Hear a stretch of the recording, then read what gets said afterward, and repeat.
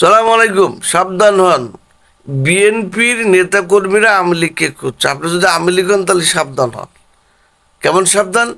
আপনারা জানেন যে সম্প্রতি সময়ে বিএনপির যেসব ছাত্রদল, আপনার এই যুব দল, বিএনপির নেতারা তারা আওয়ামী লীগের নেতাদের খুঁজছে, পেলে তাদেরকে পিটাচ্ছে।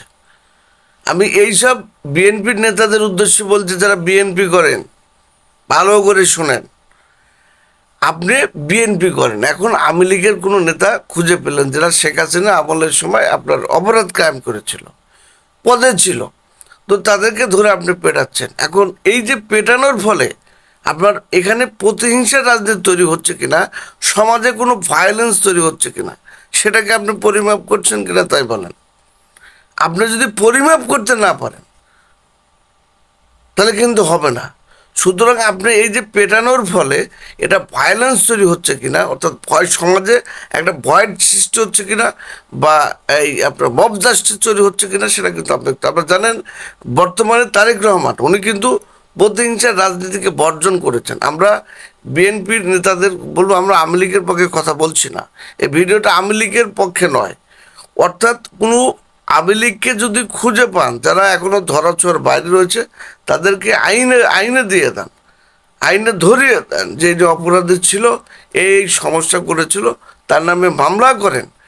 এখন প্রশ্ন হচ্ছে, পুলিশে মামলা করলেন বা এই সেই করলেন, তার বিচার হবে না, বেরিয়ে আসবে টাকা দিয়ে ধনী মানুষ। তো আসলেই আপনারা যারা বিএনপির ছাত্রদল বা যুবদল রয়েছেন বা বিএনপির নেতারা রয়েছেন, প্রতিহিংসা রাজনীতিকে বর্জন করতে হবে, নাহলে কিন্তু আমাদের শুধু রাজনীতি নিয়েই থাকতে হবে। আপনারা জানেন যে বর্তমান তারেক রহমান উনি কিন্তু প্রতিহিংসার রাজনীতিকে বর্জন করেছেন। এখন নতুন করে যদি কেউ অপরাধ করে, সেটা তো চলেই গিয়েছে, বুঝতে পারছেন। এখন প্রশ্ন হচ্ছে, আপনি একটা আওয়ামী লীগের নেতাকে পেটালেন, এটাতে একটা সমাজে ভয় তৈরি হতে পারে। আবার আপনি আইন হাতে তুলে নিলেন এবং অনেকগুলো মানুষ মানে একত্র হয়ে, এখন আপনি যদি কোনো আওয়ামী লীগ নেতাকে পেটান, তাহলে এটা কিন্তু একটা মব জাস্টিস তৈরি হচ্ছে কিনা, সেটা একটা দেখার বিষয় রয়েছে।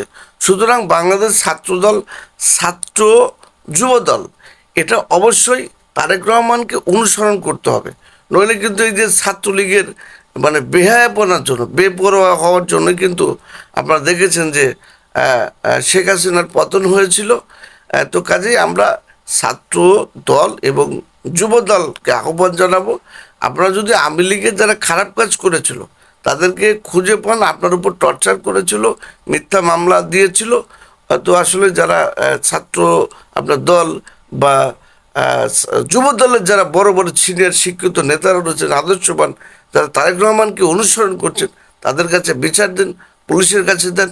এবং পুলিশের কাছে দেওয়ার পরে বিচার না পেলে বড় বড় যেসব ছাত্র দলের বা যুব দলের ভালো ভালো মেধাবী নেতা রয়েছেন, তাদের কাছে যান। প্রয়োজন আপনি তারেক রহমানের কার্যালয়ে যান, তার দপ্তরে যান, আরও সব কেন্দ্রীয় নেতারা তাদের কাছে যান, যারা তারেক রহমানকে অনুসরণ করছেন। আপনারা জানেন বর্তমানে তারেক রহমান প্রতিহিংসার রাজনীতি মানে বর্জন করেছেন। তো সুতরাং আমরা যদি এভাবে প্রতিহিংসা রাজনীতি করে আজকে বিএনপি আমি আওয়ামী লীগের উপর টর্চার করি, তো আওয়ামী লীগের কার্যক্রম নিষিদ্ধ রয়েছে। এখন কেউ যদি আওয়ামী লীগের কার্যক্রম করতে চায়, সেই ক্ষেত্রে আপনি আইনি সহায়তা নিন এবং আইন যদি এটা বিচার করতে অক্ষম হয়, সেই ক্ষেত্রে যাতে মব জাস্টিস তৈরি না হয়, এটা সে বিষয়গুলো আসলে আজকের মানে ভিডিওর মেইন বিষয় হচ্ছে যে ছাত্রদল এবং যুবদল তারা দেশ এবং দেশ গঠনে কাজ করবে।